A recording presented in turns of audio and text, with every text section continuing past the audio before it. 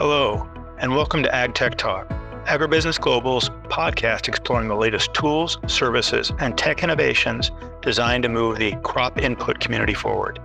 We talk with industry experts delivering solutions found on the field, on the computer, or in the air.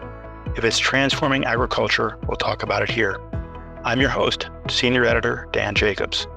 Today we're talking with Arthur Erickson, CEO and one of the original co-founders of Hylio, which manufactures drones for the ag community. Thanks for being with us today, Arthur. Well, my name is Arthur Erickson. I am the CEO and one of the original co-founders of the company. The company is called Hylio. There you go. It's got a Y in it, but we're actually named after the Greek god of the sun, Helios. The reason we have that name is because once upon a time, our company first started off making a delivery drone. So we made a hardware platform and software to control it to make the point A to point B deliveries of small parcel goods very streamlined. And so we envisioned Helios, the Greek god of the sun, delivers the sun across the sky every day. And so here are our drones delivering parcels across the sky every day. So that's where the name comes from. We did a drone delivery project in Costa Rica for about 8-9 months. Technically, we pulled it off. So we were actually doing drone deliveries beyond line of sight to people's backyards and driveways and stuff before Amazon and Google were actually doing it for real. In fact, they're still not really doing it. But it wasn't making us much money, simply put. And we didn't like that there was so much red tape.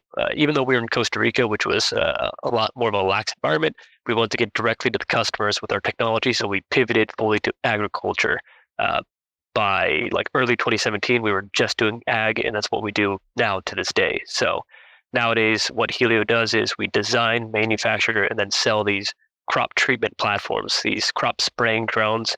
It's not just liquid products that we can treat with our drones, it's also solid products. So that could be seeds or ant bait, for example. But basically anything you could think of in the ag or ag adjacent industries, which involves delivery of some sort of chemical or product to treat something. You mentioned the regulatory issues that kind of made at least the lack of line of sight for delivery anyway an issue. Is that not? At least in the U.S., is that a concern still? Do you have problems with that kind of thing? Well, it is interesting. It's a developing situation right now. Every day is a little bit different, and the FAA, of course, is a few steps behind the industry, as is typical for a regulatory body. It's easier than delivery because in the ag industry, you're not flying over populated cities. So the FAA is a lot more lenient about it and more free-flowing with the exemptions, the waivers you need to operate.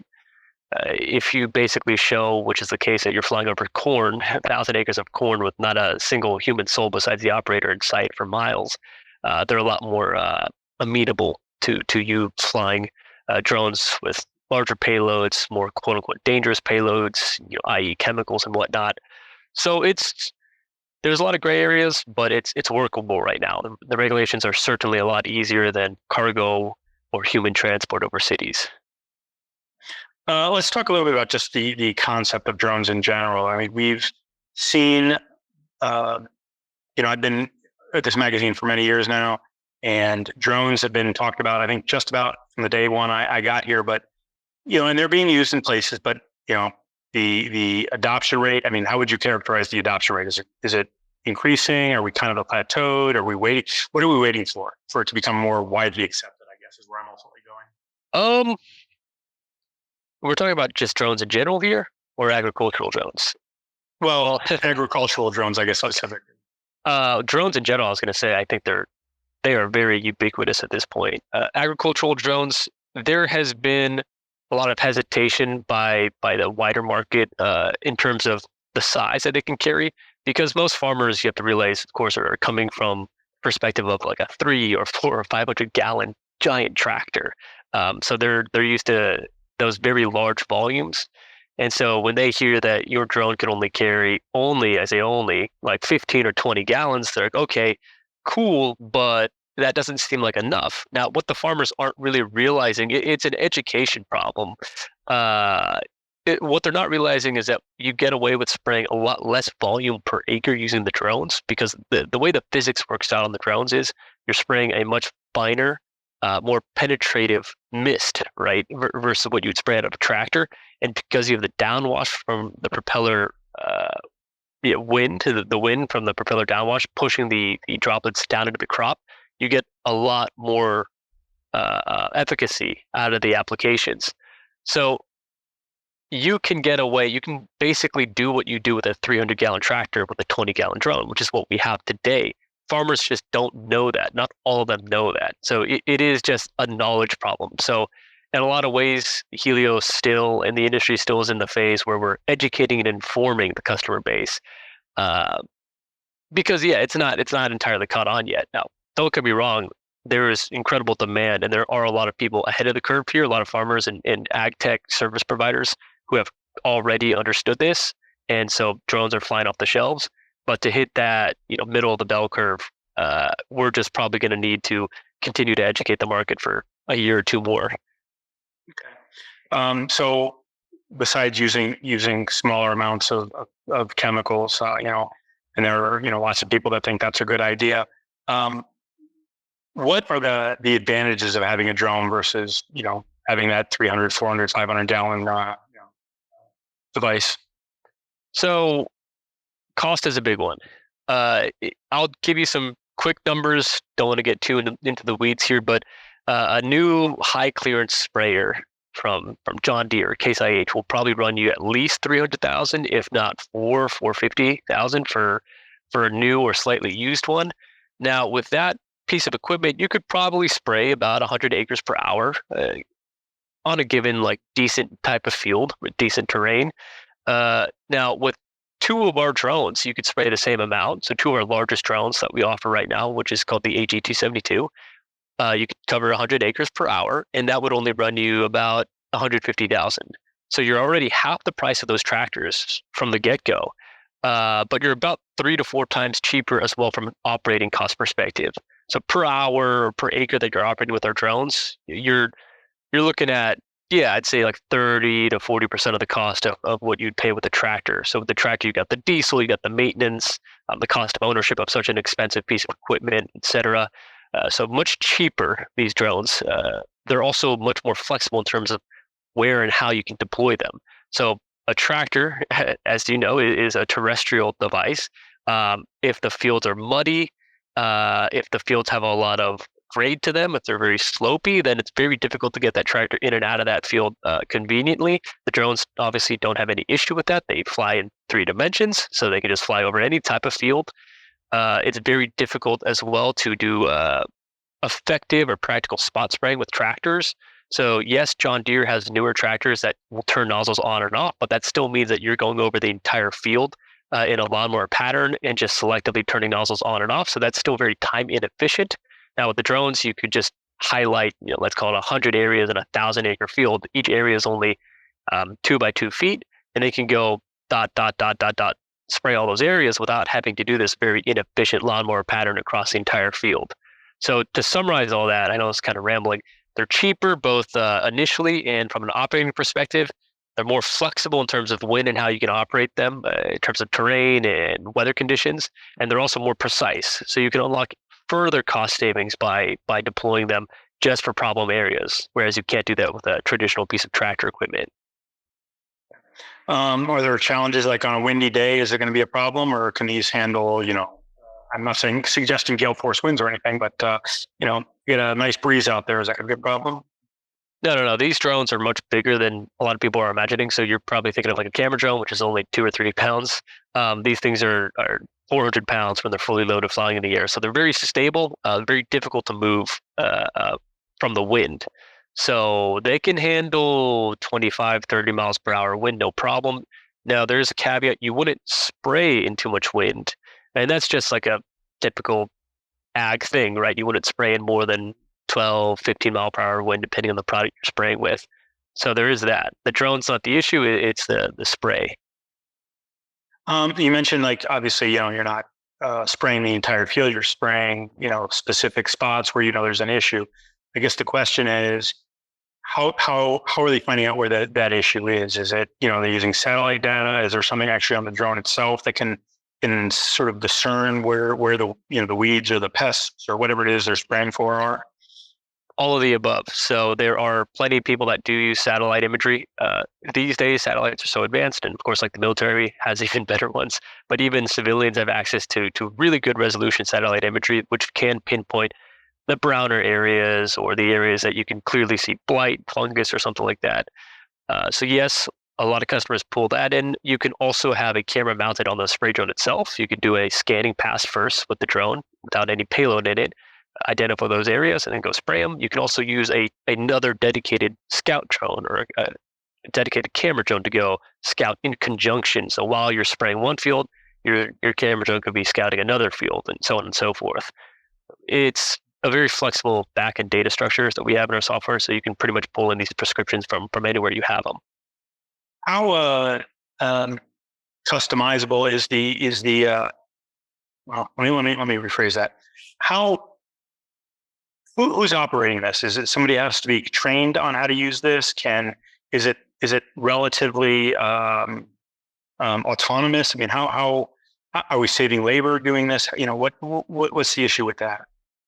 Yeah, specifically my company, Hylio, since day one, back 2015 when we started, we were very much focused on making this as hands-free as possible because humans are great, but they're flawed, right? So we want to take out as much human error as possible from the process flow. So our drones specifically are very automated. You are literally outlining an area. We have a Google Maps type of interface. It's actually literally linked to Google Maps. So you'll see the area you're trying to treat. You'll outline the boundaries, which is a similar process flow for a bunch of like tractors these days. And then you'll just say, hey, I want 2 gallon per acre dosage. I want to fly at this speed. You're assigning some top level parameters, setting it to the drone, click and go, and that's it. So you're giving the drone instructions. You're not manually controlling the drone in any sort of way. Drone will go spray it once it's out of payload or once it finishes its given polygon. It'll come back home, automatically land. And then, yes, you are manually, as the operator or an assistant of yours, or a colleague, is going to go and swap batteries and swap the payload, but they're not going to manually fly the drone again. They're just going to click take off again. I think I remember reading somewhere, correct me if I'm wrong, that the battery lasts about 15 minutes or so. Is that right? That's about right. Yeah, it's 12 to 15 minutes, depending on weather conditions and payload. It's essentially tied to the payload. And what I mean by that is you'll dump one battery cycle in the time you dump one payload cycle. So you're coming back to refill payload anyway. At that time, you just swap the batteries as well.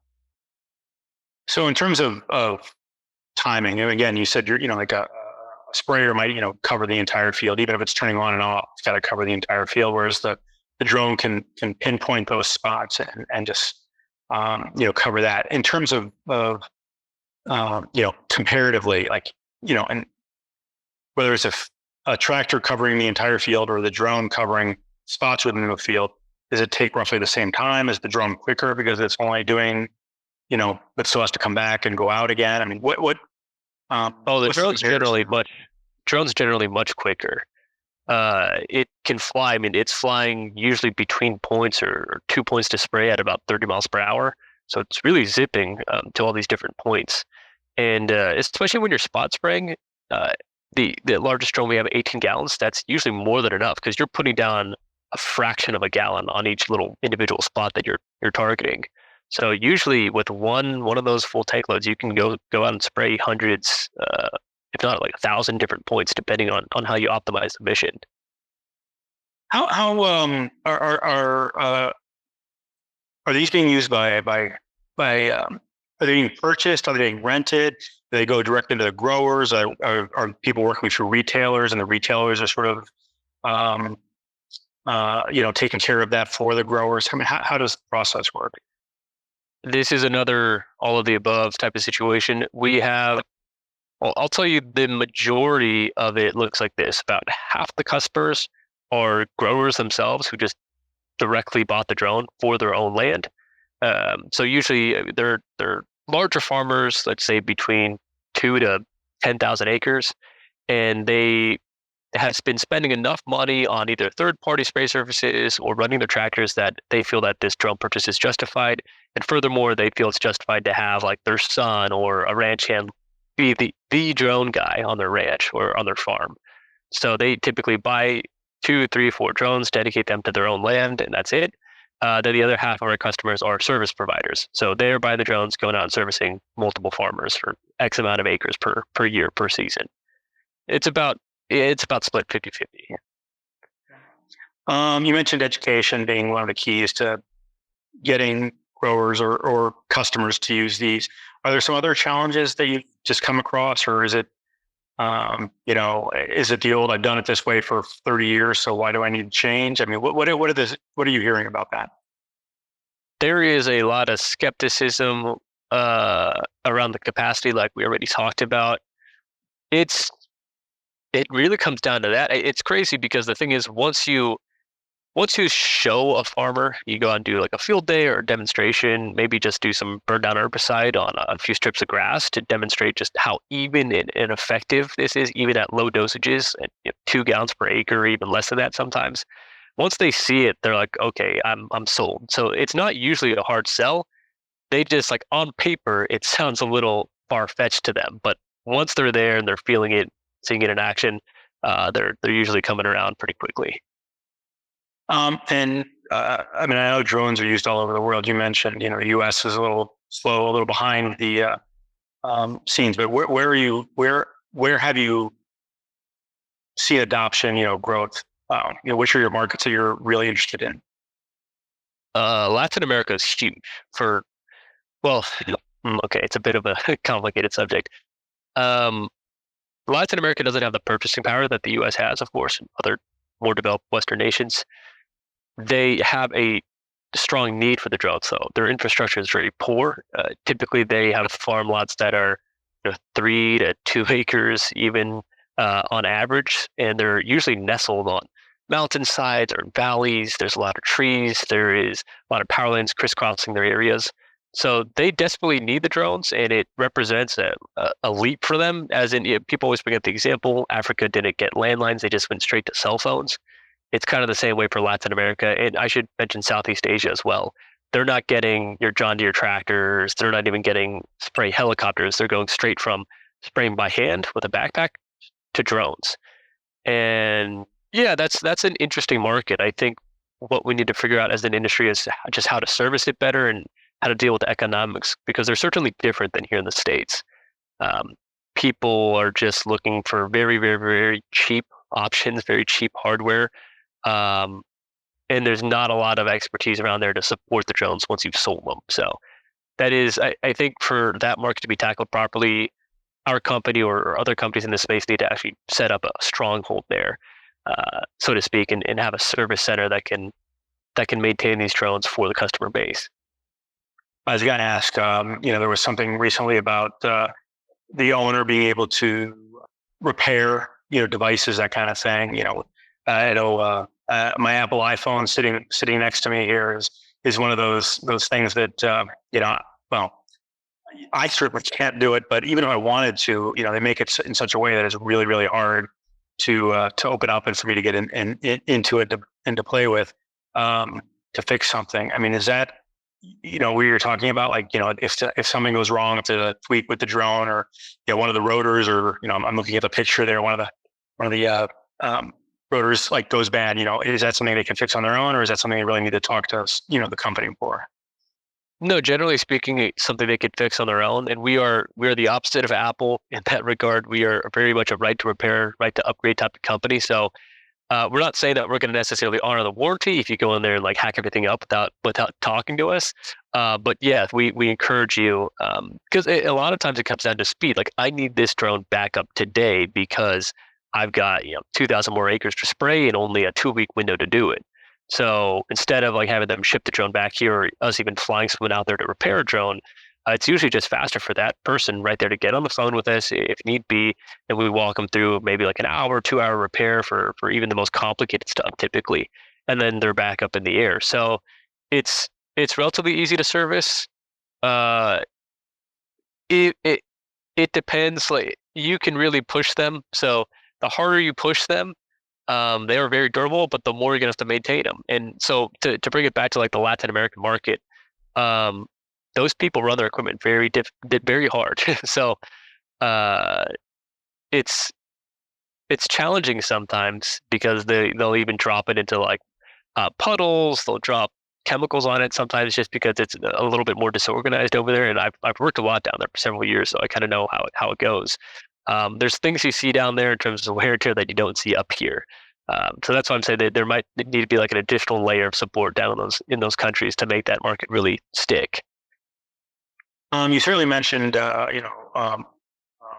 different solutions or different products can be delivered using a drone. I mean, are there any limitations that we can handle these things, but maybe not this? And is it? Let's start with that question. Applications like products specifically, yeah. The drones are good for virtually everything and anything except for your heavy fertilizers. So your early or preseason fertilization that you're doing, the NPK stuff, it's too much weight per acre to make it efficient for drones at the moment. The drones aren't big enough for that. But besides that, the drones are an adequate replacement, if not an improvement on pretty much every other application, I would say. And does it matter whether it's a row crop or a specialty crop or No. We went into the ag industry years ago thinking that specialty crops would be a moneymaker, right? Because it's smaller acreage, higher value crops, but most of our customer base has actually been row crops. So 85-90% of our customers service row crops using our drones. There are specialty crop people, but I suppose just there's a fewer percentage of those farmers overall versus row crop farmers. So most of the people we end up talking to are just row crop farmers, but it works both ways. Ian, you mentioned this.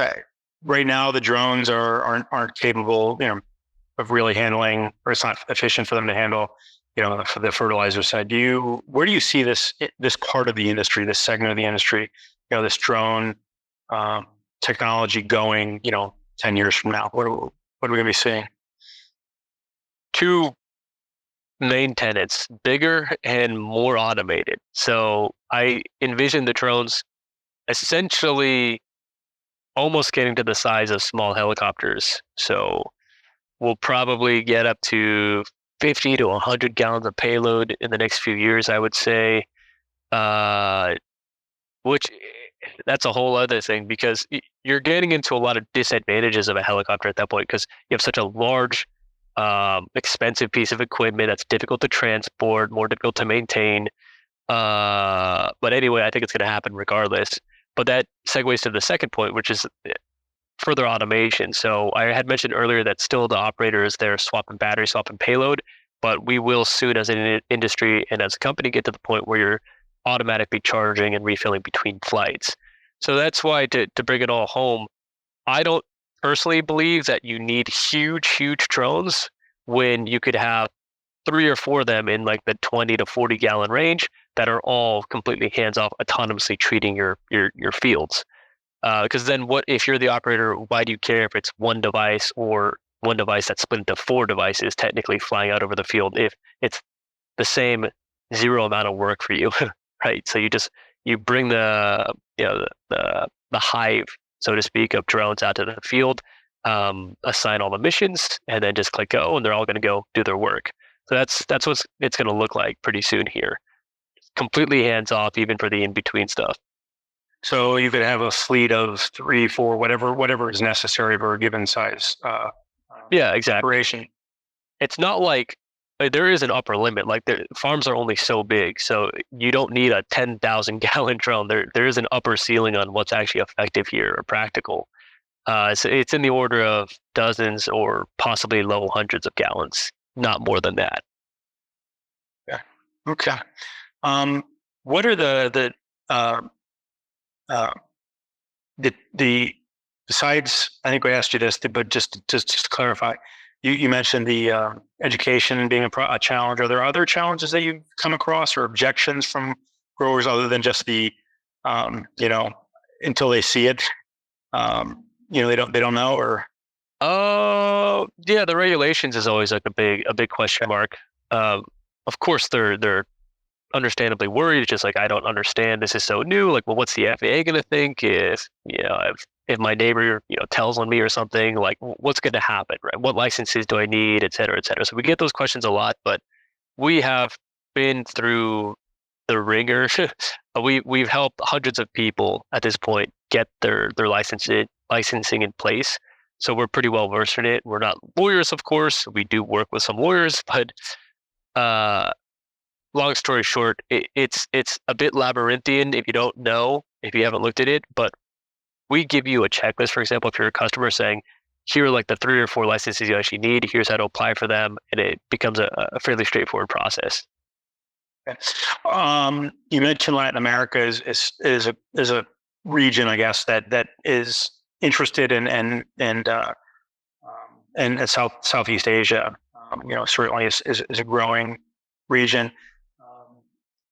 Is it because those farms are smaller that maybe these devices are cheaper than those big machines? That maybe they're interested in this. Yeah, that's absolutely right.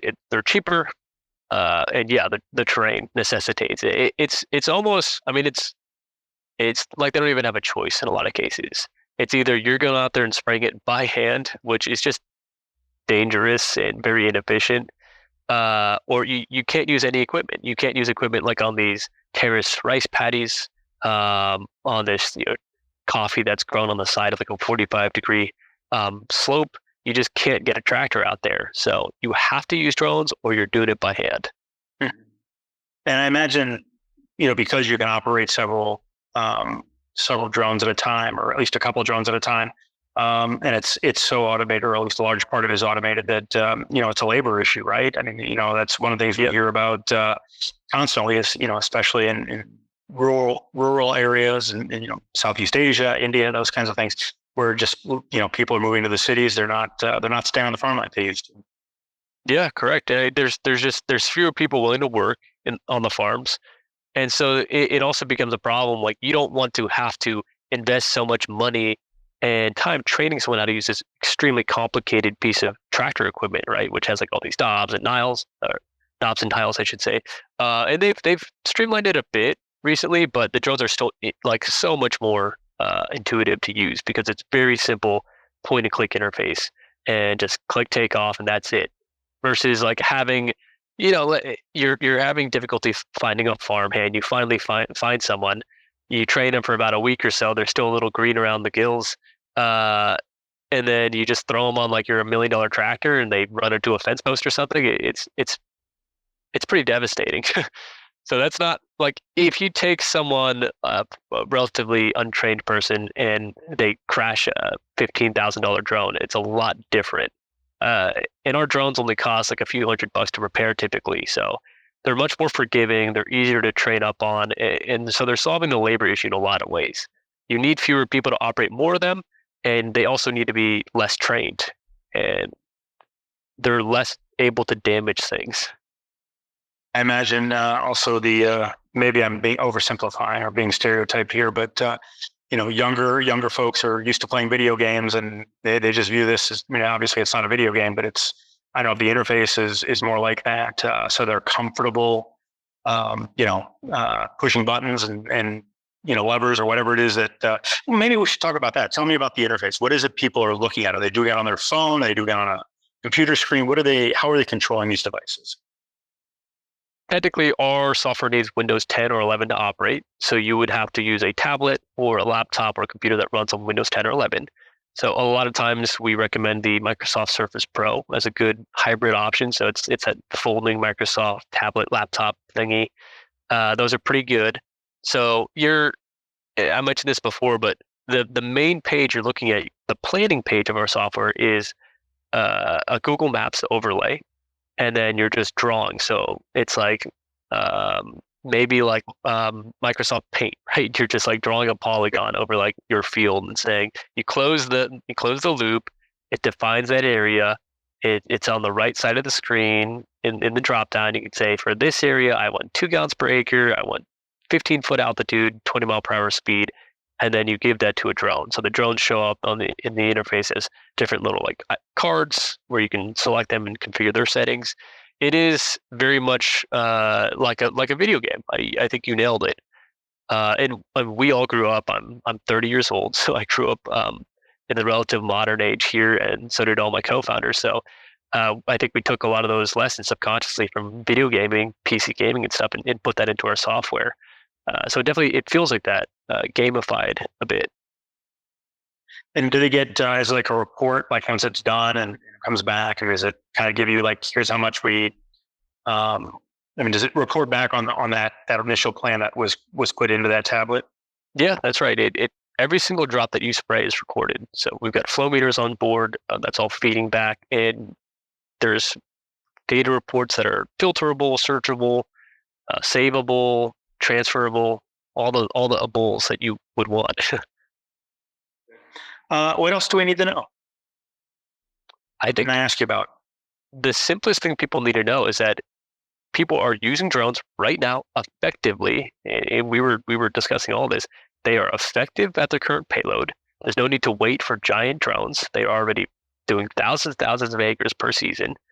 People have been doing this for years. So if you just or if you're having pain points, if you feel like you're paying too much for your spray plane provider, or you were really ticked off because last season it rained and you had a bunch of fungus take out 10% of your yield, then drones could be a very valuable option for you. So just look into them. If you've been hesitant based on the volume, I would say ignore that and just look into them.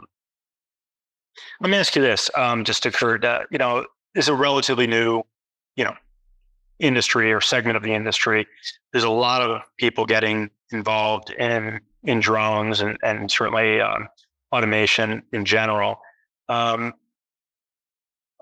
we going to be seeing a shakeout, or are some of those big players saying, you know what, Hylio, we like what you have to do, but maybe we want to incorporate you into our offerings, that kind of thing? I mean, are you hearing that kind of thing, or are you concerned about all the different competition out there? So we're talking about like consolidation in general of new industries, right? It's interesting. We've been talking to, of course, a lot of the big players.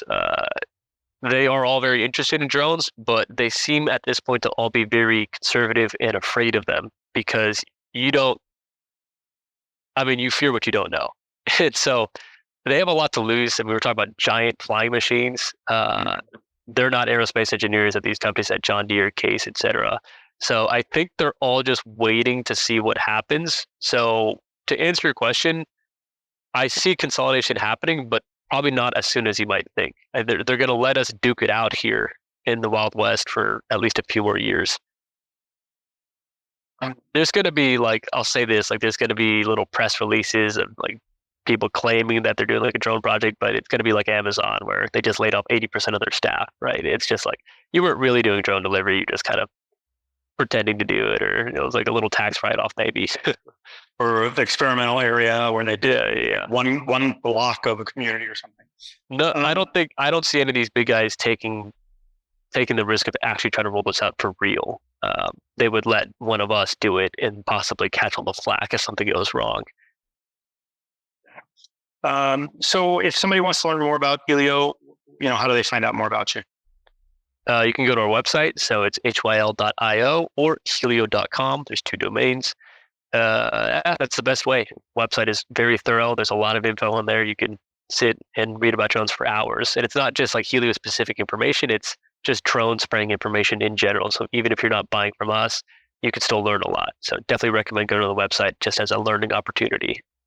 Yeah. I asked you this before, but I'll just ask it again just in case something else occurred to you. Any other thoughts? I mean, what didn't I ask you about? What should growers, retailers, manufacturers of the products that drones carry, what should they know about these products? What should they know about drones? I'll echo a little bit what I said already. These drones are, you turn away from the drone industry for 6 months, a year, you turn back, it's much different. And I live and breathe it every single day. From when this company started in 2015 to now, the drones have increased in quantum leaps in terms of reliability, capabilities. So if you're a larger ag company or just a larger equipment company in general who has been thinking that they need to wait 5 years before this develops, that's not the case. every 3 months, these drones could do so much more than you would expect them to. It's an extremely fast development curve in this industry right now. So don't wait. Yeah, again, like what I said earlier, don't wait to look into it at least.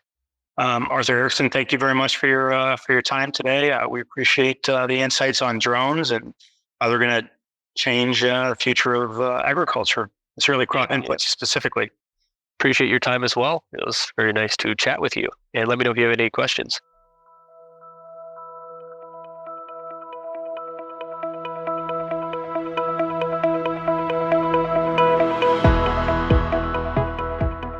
Thank you for your time and insights today, Arthur, and thank you to our audience for listening. Please join us next time when we talk with Greg Malikoff, Associate Director of Business Development with Iridium Communications, which manages a fleet of satellites and communication devices that help the industry stay connected.